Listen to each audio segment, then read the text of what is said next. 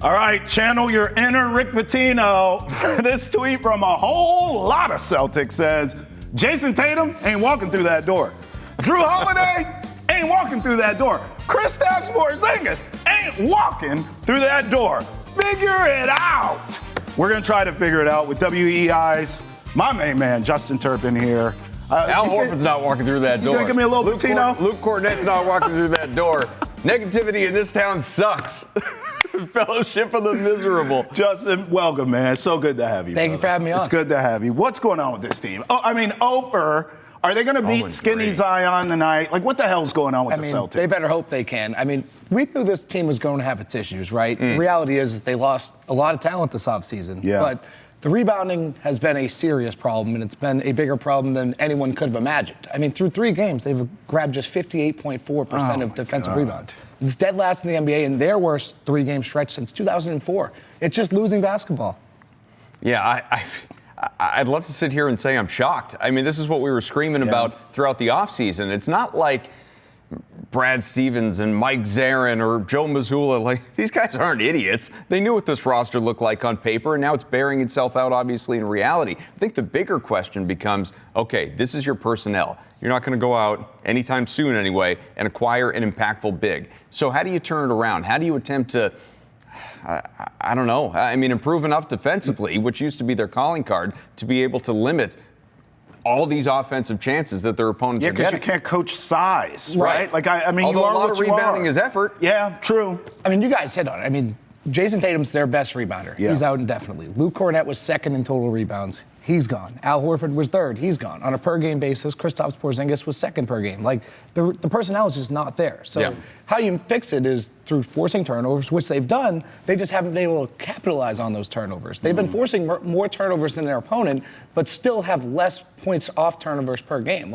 You got to cash in on those opportunities. You got to rebound the basketball offensively. You got to get your second chance points up if you're going to give up all these second chance points to opponents. So, they have to mix it up, and they have to do it in a way that everyone's involved, because there's no one real answer to this problem. It's that big of an issue. Well, I know this damn much. Turp, I'm looking at the schedule right now as we talk. You get Skinny Zion tonight on the road, right? Size. Let's just say, for the sake of the conversation, the Celtics lose this game, just for where I'm going here, okay? Arguably. Now, you get Cleveland here, you go to Philly, Allen and then Mobley, you get our Embiid. old friend Ime. And that's a back-to-back.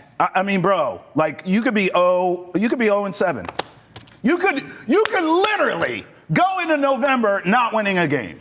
This is a reality this team's facing. Do you see that happening?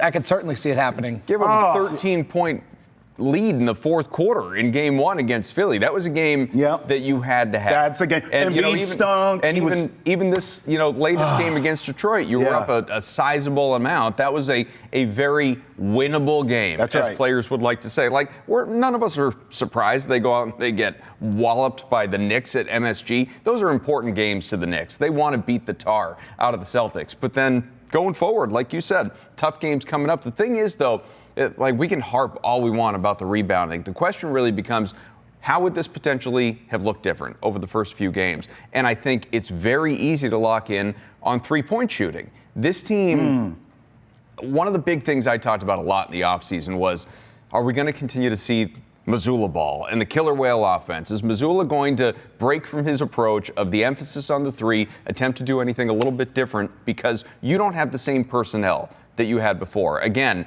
Tatum is gone. Horford, good three-point shooter. Holiday could make threes. Porzingis, obviously. All these guys are gone. Really, the bigger issue, because they're still jacking them up like you read about, it's the guys who are taking them and missing them, right? Yep. Derek White right now at about, 13 attempts per game or some crazy number. He's hit 29% of his threes, Justin. Peyton Pritchard, who's supposed to be lights out, 18%. Anthony Simons, you acquired, volume shooting guy. He's supposed to seamlessly fit into this offense. Also below 30%. You can't survive if these three guys in particular aren't making threes. Not at all, especially with how small you're playing. And those 3 guys that you just named were 3 of the 20 players to make at least 200 threes last year. All of them shot 36% or better. And You can't live like that. Like, this team is just simply not built to sustain the lack of shooting that they've got. And it's eventually going to turn around, right? We've seen what these guys can do. These are established shooters in the league. Yeah. But it needs to turn around sooner rather than later, because you cannot play as small as they're playing, because you want the scoring when you're doing that, right? If you're not reaching the offensive rebounds, the rebounding an issue, you have to make your shots. Like, it's that simple. And, I hate to oversimplify the game, but it really is that simple. Like, get rebounds and make your shots. That's what's been plaguing this team. Yeah, I mean, we've seen this before, what we're talking about now. The Warriors for years were undersized, jacking up threes, but they even the years they didn't win the championship because their team, they didn't have the necessary size to do that. The greatest shooter of all time. Well, and that's another in the conversation. And that's where I'm Thompson. going. That's where I'm going. Is that team's equipped to do that because of the personnel. Jaylen Brown has never been a great shooter. He has improved, but that's not his game. He needs to attack the rim. I just think a lot of this stuff, I blame on Joe Mazzulla. Now, there are certain things you can't blame on Joe Mazzulla. I'm not blaming Can't blame the roster. That's right. I'm not blaming the lack, well, specifically the lack of size on the interior. I'm not blaming Joe Mazzulla for that. That's a roster thing. I'm not blaming him because of that. You don't get rim protection. I'm not blaming Joe Mazzulla. But I do have a list of things I would like to blame and just run them by you to see if I'm being fair or not. Blown leads.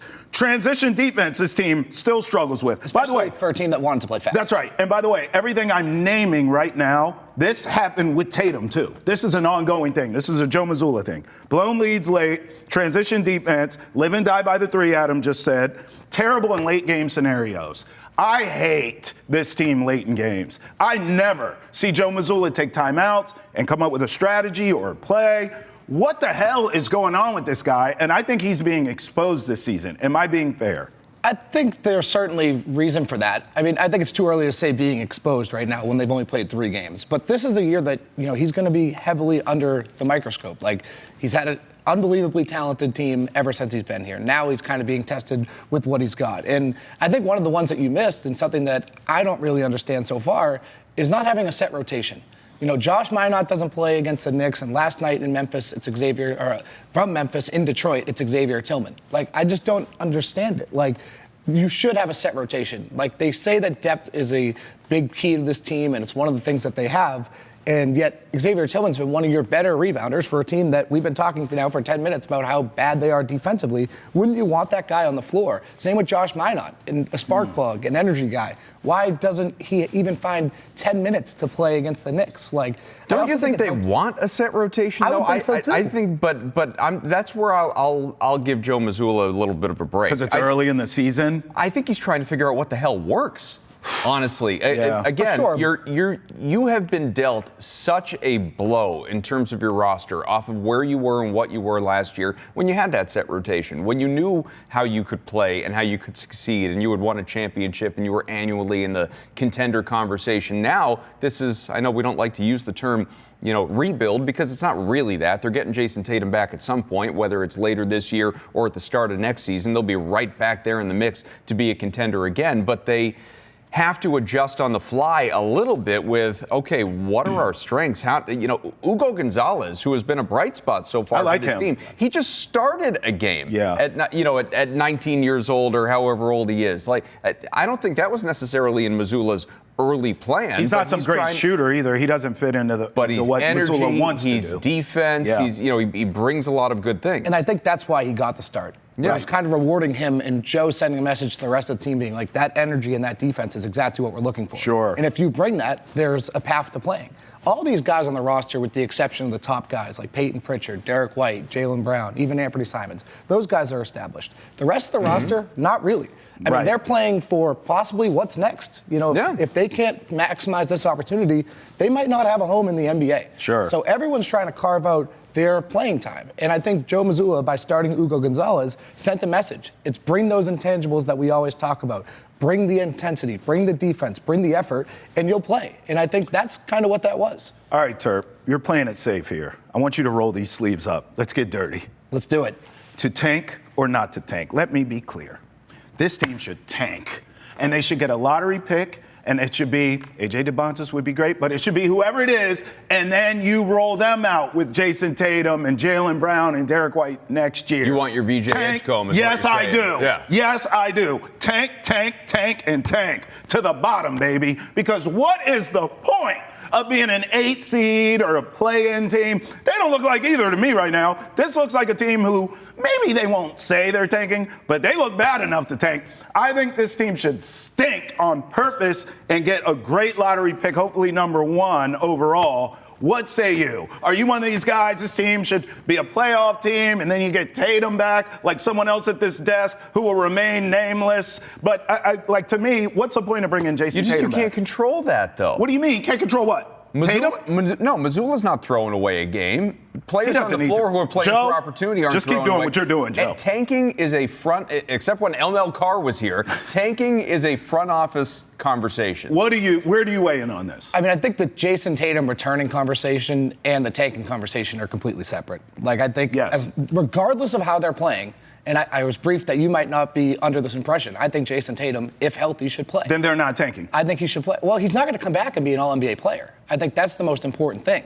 Like, if people are expecting Jason Tatum to come back and be averaging 26 and, flirting with the triple-double night to night, it's just not going to happen. Like, it's going to take him time to find his footing, relearn his body, see the court the way he was seeing it. Like, this is a gradual kind of progression back to playing. It's almost like if he does come back this year, it's almost like an extended rehab assignment. Like, this is part of his rehab. So I think there's no harm in playing him this year. Getting him NBA minutes, letting him relearn his body, get acclimated to the game is huge. And I think that cannot be overstated how important that can be for the Celtics. Can I push back for a second? Go for it.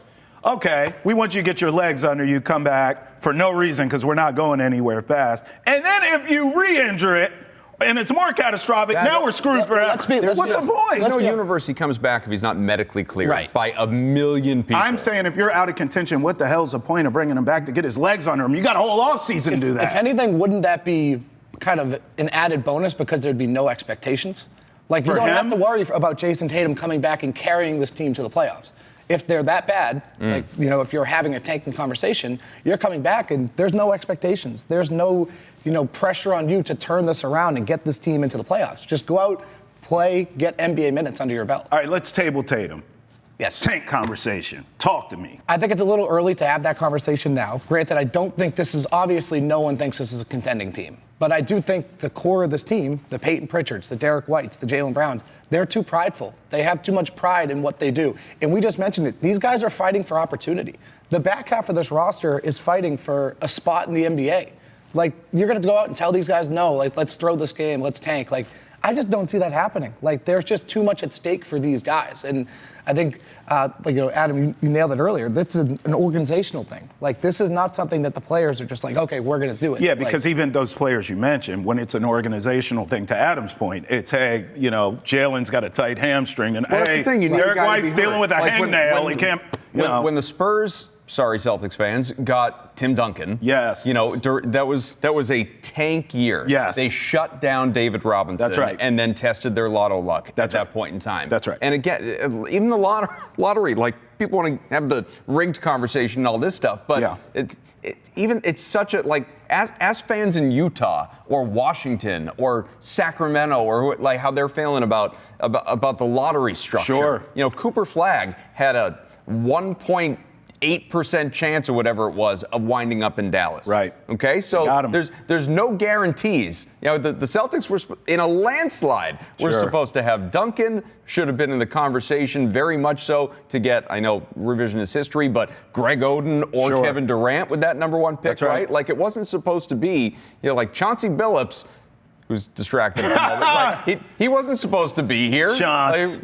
Keith Van Horn was supposed to be your worst case scenario way back then. So you don't know. Turp, what's the best case scenario for this team? I'm talking all this tanking nonsense.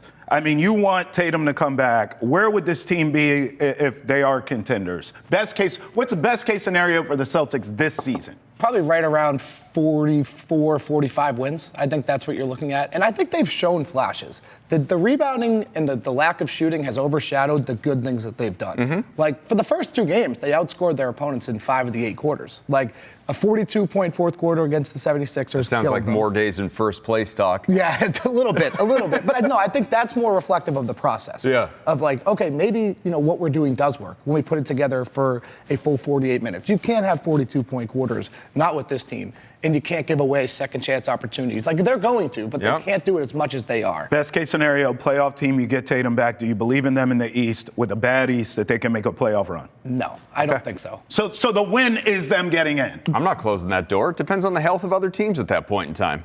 You are closing that door.